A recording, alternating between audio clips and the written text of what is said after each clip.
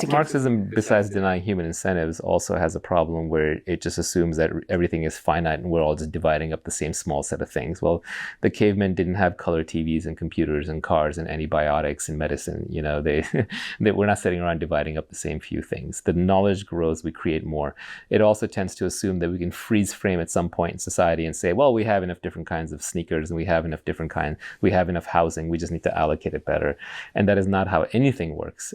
Deutsch has a great definition of wealth, which he says, wealth is the set of physical transformations that we can affect. Or not even physical, it's a set of transformations that we can affect, although every transformation is physical ultimately.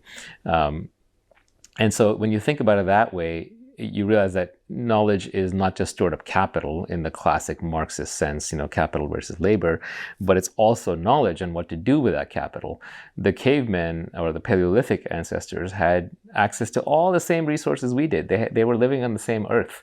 And by the modern environmentalist arguments, they had a better earth. They had more to do things with. But yet they couldn't do anything. They were not wealthy by any stretch of the imagination. And why? It was because of knowledge. So life is not a zero-sum game. It's a positive-sum game. But we are hardwired to think it's a zero-sum game because for millions of years or billions of years, there was no such thing as wealth. There was no such thing as persistent knowledge creation in the environment. And so what you had was you just had a small amount of resources being divided up. And most of the games were status games, where it was which monkey outranks which other monkey. And that decides which monkey gets to eat first. And we played that game for 1 billion years. So now we come onto a recent game where actually we can all eat. And the big problem is obesity. It's no longer starvation. And the big problem is boredom. It's not actually work. There's enough work. So in this environment, switching your evolved mindset from a zero-sum game to a positive-sum game where we can all win if we create knowledge together and if we use the resources that we have to create more resources and more wealth. That's the game that we all need to be playing.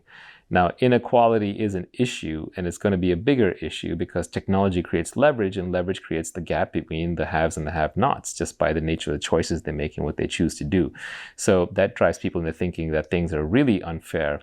But in the reality is the opportunities have never been more equal than now.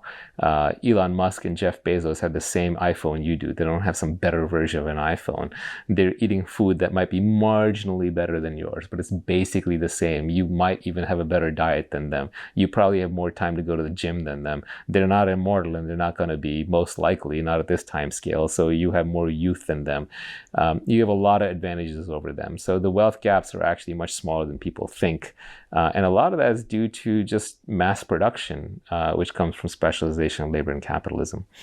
But it's very easy to overlook that and agitate because that gets you higher in the status hierarchy with other monkeys because it makes you look like you're, fighting for noble causes and gives you status, which is really what people are craving these days. They're craving status, not money or wealth. And status is a zero-sum game, so it's kind of an evil game to play because there have to be losers for every winner. And the only way to win is by crushing somebody else down.